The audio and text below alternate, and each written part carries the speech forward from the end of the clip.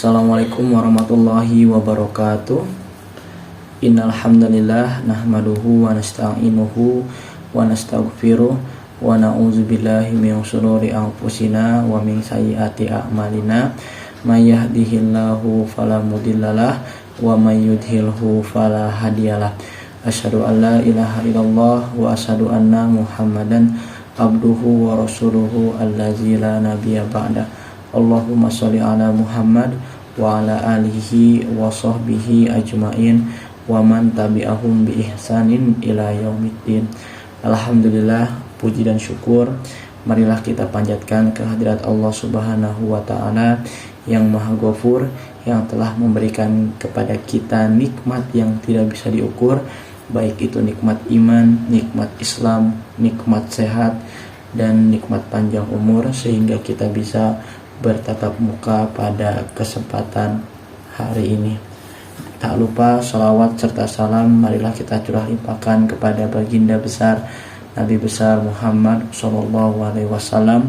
Tak lupa kepada keluarganya, para sahabatnya, tabiin dan tabiatnya, dan semoga sampai kepada kita selaku umatnya yang mudah-mudahan konsisten dalam memegang ajarannya. Amin, Allahumma amin. Yang kami hormati dosen pemampu mata kuliah akhlak dan etika Bapak As'ad, dan juga yang kami banggakan teman-teman dari S6A. Alhamdulillah, pada kesempatan hari ini izinkan saya memperkenalkan diri. Saya Lutfan Abdul Aziz, insyaallah akan menjelaskan mengenai materi-materi yang sudah kita pelajari dan akan saya rangkum dalam penjelasan pada malam hari ini. Yang pertama yaitu pengertian akhlak dan keutamaan akhlak. Pengertian akhlak ya, secara bahasa atau etimologi adalah bentuk jamak dari khuluq yang berarti budi pekerti, perangai, tingkah laku atau tabiat. Akhlak disamakan dengan kesusilaan, sopan santun, dan khuluq merupakan gambaran sifat batin manusia. Gambaran khuluq merupakan gambaran sifat batin manusia, bentuk lahiriah seperti raut wajah, anggota badan, dan seluruh tubuh. Dalam bahasa Yunani, pengertian khuluq ini disamakan dengan kata etikos, kemudian berubah menjadi etika. Dalam hal etika, Islam telah menjadikan Nabi besar Muhammad SAW sebagai suri tauladan yang baik, sebagai contoh bagi kehidupan manusia. Karena Nabi besar Muhammad SAW menjadikan sebagai uswatun hasanah atau contoh yang baik. Adapun beberapa contoh yang dicontohkan oleh Nabi besar Muhammad SAW, yang pertama yaitu sidik, yaitu tentang jujur. Yang kedua amanah. Yang selanjutnya, yang ketiga adalah tablik, yaitu sifat untuk menyampaikan sesuatu yang benar. Dan yang keempat adalah fatonah, yaitu sikap yang cerdas dan pemahaman terhadap sesuatu. Dalam hal ini, akhlak terbagi menjadi dua ruang lingkup. Yang pertama akhlak mulia, ya, yang kedua akhlak tercela. Kemudian dari dua ruang lingkupnya, akhlak Islam dibagi menjadi dua bagian. Yang pertama akhlak terhadap khaliq atau akhlak kepada Allah Subhanahu wa taala, yang disebut dengan hablum minallah, yaitu hubungan kita dengan Allah. Yang kedua yaitu akhlak terhadap makhluk ciptaan Allah, yang disebut dengan hablum minannas. Akhlak terhadap makhluk dapat dan masih dirinci menjadi beberapa bagian. Yang pertama, akhlak terhadap sesama manusia. Yang kedua, akhlak terhadap makhluk hidup selain manusia seperti tumbuhan dan binatang, serta akhlak terhadap benda mati. Kemudian, ruang lingkup akhlak sangatlah luas, yaitu perasaan akhlak. Perasaan akhlak adalah kekuatan seseorang dapat mengetahui sesuatu. Sesuaikanlah dengan akhlak baik atau tidak baik, perasaan akhlak tersebut tergantung pada motif perbuatan tersebut. Yang kedua, pendorong akhlak. Pendorong akhlak yaitu kekuatan yang menjadi sumber kekuatan akhlak. Tiap tindakan manusia mempunyai pendorongnya sendiri. Hanya saja tindakan aspeknya bersifat konkret dalam bentuk tingkah laku manusia, sedangkan pendorongnya aspeknya abstrak, tersembunyi dalam batin manusia yang tidak dicapai atau tidak dapat dijangkau oleh panca indera manusia. Yang ketiga yaitu ukuran akhlak. Ukuran akhlak oleh sebagian ahli diletakkan sebagai alat penimbang perbuatan manusia baik dan buruk pada faktor yang ada dalam diri manusia. Yang keempat, tujuan akhlak. Tujuan akhlak yang dimaksud adalah melakukan akhlak mulia atau tidak. Yang kelima, pokok-pokok ilmu akhlak. Pokok-pokok ilmu akhlak yaitu tingkah laku manusia untuk menetapkan nilainya baik atau buruk. Oleh karenanya, keutamaan akhlak menyangkut banyak masalah yang berhubungan dengan perbuatan baik, buruk, benar, salah dalam tindakan seseorang yang panutannya bersumber pada Al-Quran dan hadis atau sunnah Rasulullah SAW. Sedangkan kita sebagai manusia untuk menyeimbangkan akhlak yang baik di era modern seperti ini dibutuhkan juga ilmu pengetahuan dan teknologi, terutama pada zaman modern ini yang begitu cepat mengalami perubahan, bergerak sangat cepat. Sedangkan agama bergerak dengan lambat sekali. Dan untuk membentengi perkembangan akhlak dan ilmu pengetahuan, maka dibutuhkanlah pengajaran yaitu Al-Quran dan As-Sunnah yang harus kita pelajari sebagai pedoman kita dalam hidup sehari-hari. Selanjutnya, kita akan belajar etika dalam Islam. Islam adalah agama Allah Subhanahu wa Ta'ala yang diturunkan kepada Nabi Muhammad SAW sebagai bentuk rahmat bagi umat manusia, tauhudan linnas sebagai petunjuk, dan sebagai rahmat bagi alam, yaitu sebagai rahmatan lil alamin, yang termanifestasikan dalam bentuk ajaran-ajaran Islam. Islam adalah agama yang universal, mengatur segala sendi kehidupan manusia, mulai dari hal-hal yang sangat sederhana hingga hal-hal yang sangat kompleks. Salah satunya adalah Islam sangat mengatur tentang etika dalam kehidupan sehari-hari. Pengertian etika. Secara etimologi, ada dua pendapat asal-usul kata etika. Yang pertama, etika berasal dari bahasa Inggris yang disebut dengan etik atau singular, yang berarti suatu sistem, prinsip, moral, aturan, atau cara berperilaku. Akan tetapi, terkadang etik dengan tambahan huruf S dapat berarti singular. Jika ini dimaksudkan, maka etik berarti satu cabang ilmu filsafat yang memberikan batasan prinsip-prinsip moral.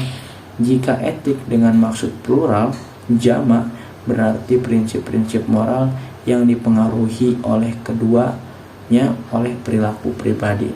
Yang kedua, etika berasal dari bahasa Yunani yang berarti etikos, yang mengandung arti penggunaan, karakter, kebiasaan, kecenderungan, dan sikap yang mengandung analisis konsep-konsep seperti harus, mesti, sikap yang mengandung analisis konsep-konsep seperti harus, benar, salah, mengandung pencarian ke dalam watak moralitas atau tindakan-tindakan moral, serta mengandung pencarian kehidupan yang baik secara moral.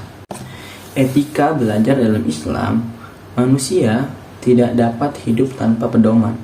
Pada kenyataannya, kehidupan manusia dipengaruhi oleh berbagai norma yang mengatur dan mengarahkan secara konkret tentang bagaimana harus bertindak.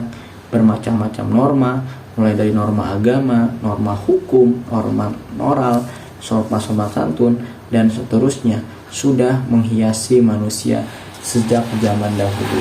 Implikasinya adalah salah satu sikap dan tindakan manusia yang tidak diatur oleh aturan-aturan dan norma-norma, baik oleh buatan manusia sendiri maupun aturan yang berasal dari buatan Tuhan. Etika dan proses belajar manusia memiliki hubungan yang saling terkait.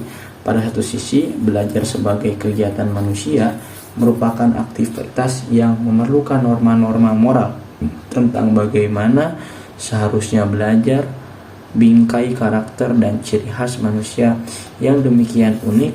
Di sisi lain, etika sebagai pemikiran manusia tentang baik atau buruk sangat diperlukan untuk merefleksikan kegiatan belajar manusia setiap saat. Dalam hal ini, Imam Al-Ghazali menjelaskan ada beberapa hal yang mesti dijaga bagi penuntut ilmu, ya, menyucikan dari perilaku yang buruk dan sifat-sifat yang tercela. Rasulullah SAW selalu berupaya, ya, terkuat tenaga untuk menjauhkan diri dari perbuatan dosa. Yang pertama, mengurangi dari segala keterkaitan dengan kesibukan-kesibukan duniawi dan menjauh dari keluarga dan kota tempat tinggal. Yang kedua, tidak bersikap angkuh terhadap ilmu dan tidak pula menonjolkan kekuasaan terhadap guru yang mengajari, tetapi menyerahkan bulat-bulat kendali dirinya dan mematuhi segala nasihatnya. Perilaku angkuh akan mematikan hati dan dibenci oleh Rasulullah karena dia sendiri menjauhi sifat itu. Yang ketiga, bagi seorang pemula dalam upaya menuntut ilmu ialah tidak memalingkan perhatiannya sendiri untuk mendengar pendapat manusia yang bersifat simpang siur, baik ilmu yang sedang dipelajarinya, ilmu itu termasuk ilmu-ilmu dunia maupun ilmu akhirat, akan tetapi menimbulkan keraguan dan kebingungan dalam pikirannya sendiri, melemahkan semangatnya dan membuat putus asa untuk meraih pengetahuan. Yang keempat, bagi seorang penuntut ilmu adalah menunjukkan perhatiannya yang sungguh-sungguh terhadap tiap-tiap disiplin ilmu yang terpuji. Yang kelima, hendaklah ia melibatkan diri dalam berbagai macam ilmu pengetahuan secara bersamaan. Yang keenam, hendaklah ia melibatkan diri dalam suatu bagian ilmu sebelum menguasai bagian yang sebelumnya, sebab semua ilmu berurut-urutan secara teratur. Selanjutnya, kita akan membahas mengenai etika berbangsa dan bernegara dalam Islam.